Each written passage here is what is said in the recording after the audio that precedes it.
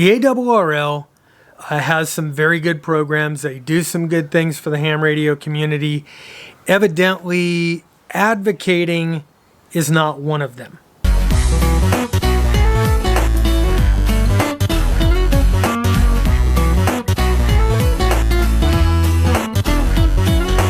First of all, this is not a news show. I am not a journalist. This is a YouTube show. It is a comedy ham radio show. It is rife with funny little things, a lot of sarcasm, bunch of off-color jokes, and my opinion. I don't speak for the ham radio community. I don't speak for you. I don't speak for the ARRL, which is particularly evident today. Okay, so this is a pretty bold statement, but let me run through a little bit of history. A couple of weeks ago, I put out a video on CAL FIRE and a letter that CAL FIRE put out. And for those of you that haven't seen the video or can't read, here it is. Hello, Jim. I do understand and appreciate all of the service you have provided in the past. However, to my uneducated, unscientific, feeble mind, this looks like the way most businesses start off when they're ending a relationship with another entity. With constantly changing technological advances, there is no longer the same benefit to state as previously provided. Nobody ever said the reason for this was because we're trying to cut costs, or we need more rack space, or hey, you know what, we're just done giving you free rack space. It's because constantly changing technological advances make your service no benefit to us. Therefore, wait. All you smart guys out there, when do we use therefore? When the statement made prior to now justifies the action we're about to take. The department no longer financially supports ham operators, radios, or tenancy. That is pretty freaking explicit to me. If you desire to enter into a formal agreement to operate and maintain said equipment, you must complete and submit attached collation application along with a fee as outlined in page 1 of the application. Blah, blah, blah. Pay us $7,500. Please let me know how you wish to proceed. To me, that sounds like an outrageous enough sum to make an application that it pretty much sounds like, we don't want you in here, but if you're willing to put up so much money, that we'll just do it. But now you say, well, this is still all about no free rack space. Well, if it really was all about no free rack space, and the state of California had put out this instead, dear repeater owner, after an audit of our communications vault, we discovered your private repeater is currently housed there. The state can no longer financially absorb the operation of private ham repeaters.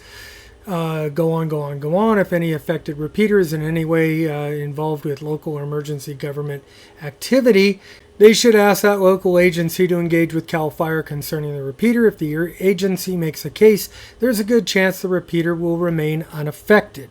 Well, then, you and I wouldn't be having this conversation. Now, ham radio's advocacy group, the ARRL, responds with this. It's not clear to whom PC's memo was addressed, since any name or names were redacted from the version of the memo that is being circulated. The ARRL has reached out to PC this week but has not heard back. Now, the ARRL made an earlier statement saying that the state of California has not made any determination that we can find that ham radio is no longer a benefit. I hold example A. However, with constantly changing technological advances, there is no longer the same benefit to state as previously provided. So ARRL, As the advocacy group for all of ham radio in the country, you made one phone call to the manager who set the policy with an email, and they didn't get back to you. Did it occur to you to maybe go a little higher, like maybe to the head of CAL FIRE or a PIO? Here's where it gets interesting. A reporter from the California Globe, small little newspaper, don't know where it's out of, she picks up the story and calls CAL FIRE and talks to a PIO. She's a reporter, does reporting, talks to a PIO. And this is what the PIO told her. CAL FIRE Information Officer Scott McLean said they haven't had to use ham radio operators since the late 1990s. My dad used to be a ham radio operator. I understand what they do, said McLean, but CAL FIRE has their own repeaters. Now this reporter, Michelle Mears, with the Globe, she's down in Southern California, and she not only contacted CAL FIRE and talked to a PIO, got a statement from them, she also contacted attorney Nathen Zeloff, got a long, lengthy statement from him as well. But it appears that the ARRL, again, our advocacy group, can't get a statement from either CAL FIRE or take the time to call Nathen Zeloff. Well, maybe they didn't have his phone number. Let's see. Maybe here at the top of his letter that he attached. I'm not saying that the ARRL has to go and do a whole hell of a lot of investigation, but this is kind of a big deal. And it would have been nice had the ARRL at least wrote a letter to the head of CAL FIRE. Dear Director of CAL FIRE, we have become aware of an email sent by a CAL FIRE employee apparently acting in an official capacity. See attached copy of email. On its face, this letter appears to discount the benefit of amateur radio in statewide or local emergency communications. We would hope that this is an unfortunate miscommunication and not the opinion or policy of CAL FIRE or the state of California. We look forward to your response to this inquiry.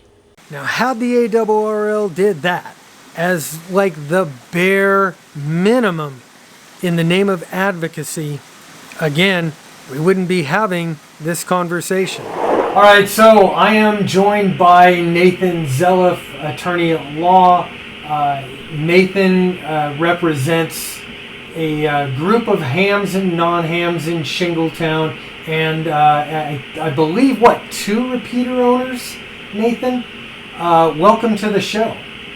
Okay, well, thank you very much. The situation came up because our repeaters, there were two repeaters that we use in the area that were actually being in the process of removed from the mountaintops. And I don't own any of them, but the owners have let us historically use these repeaters as part of our emergency preparedness, and they've been there for 30 years. They were installed with the consent of the state at the time, and were actually part of the Volunteers in Prevention program with CAL FIRE. And the repeaters still have continued to be used with the purposes of the VIP program. And I've attached on my website some documentation that relates to the history of the repeaters. We've been pulling that together. And in case of the one on Latour Butte, we actually have a permission letter that was given for that repeater's installation. It didn't fall out of the sky. The 640 repeater had an engineering analysis that was done. The state required that that be done at the time that they refurbished the site, and the site was actually designed to incorporate that repeater into its system, which, by the way, the group that owns that is Shasta Tehama Amateur Radio Emergency Services, and they are part of a supporting agency in Shasta County for emergency services, and those supporting agencies include the Shasta County Sheriff Office, Shasta Tehama Amateur Radio Emergency Services, and the California Department of Forestry and Fire Protection, CAL FIRE. So they're all supporting agencies. And it was the repeater of the Shasta Tehama Amateur Radio Emergency Services group that's a supporting agency that was being removed. And the sheriff was not aware of this, and other people that I will discuss later in the interview. Because of the mountainous terrain, we're trying to coordinate ham radio along with neighborhoods. So behind me you'll see a large map, and I've divided Shingletown into 5 divisions, and this covers a large amount of territory. I mean, over 100 square miles, and there's neighborhoods that are in mountainous terrain. And so the idea is that if you have an emergency, even if you're not a licensed ham radio operator, that you could access a repeater in a life or death situation and get assistance. So loss of these repeaters would be very adverse. Okay, we brought this, and your video was very instrumental. You actually went through and read my 14-page letter and addressed it in addition to the CAL FIRE email. What we're trying to do is stabilize. The objective I have here is keep our repeaters in Shasta County. The issue came up. We learned about the problem, drafted the 14-page letter. Your video picked this up, and I guess it caused some little bit of firestorm between different agencies. But I've been in contact with an individual in a county that has advised me that we don't want to throw more gas on the fire. There are actually agencies that are working on this in a positive manner, okay? And there's people that are on our side. They view and recognize the importance of ham radio. And so what we're doing is giving them breathing room right now to work through it. I think we're making very positive progress, and I have full faith in the official that I spoke to. I think his statements were made in good faith. So what I'm trying to do is sort of de-escalate a little bit and keep it on a positive note, because I think people are now working towards, they recognize the value of ham radio, and they're trying to work it out administratively. So this is positive, and it's going to take time, I understand, for the administrative bureaucracies to pool together, but we're making positive progress right now. Did the ARRL help you, or what did the ARRL do in this situation? Okay. It would have been nice to have had some assistance, but what I ran across was an article of ARRL that basically dismissed the work that was being done by both you and I. It was very negative and somewhat irresponsible from the standpoint of it actually misstated the information that was in a sheriff's letter and sort of cherry-picked a particular phrase out of the letter and disregarded the fact that the sheriff didn't know about this situation of the removal of the repeaters. The county fire chief didn't know about it. The local representative of the California State Office of Emergency Services in our county didn't know about it. Senator Dolly didn't know about it. And the California State Sheriff's Association didn't know about it. The ARRL letter cherry-picked a quotation from the sheriff out of his letter that basically said, this is a local matter, and ham radio operators work with their local personnel to determine the value of ham radio in their jurisdictions. The problem was that, in this case, nobody local knew that this was actually even in process. And by the time they would have learned about it, the repeaters would have been gone. So ARRL, by jumping in and not actually investigating the facts, and actually misstating the facts, adversely impacted this situation. And so I did write a little response to that. I'm trying to, from my perspective, I view ARRL as basically irrelevant at this point in time. They haven't helped. And I'm focusing on a positive relationship with the state of California and our county to move this forward.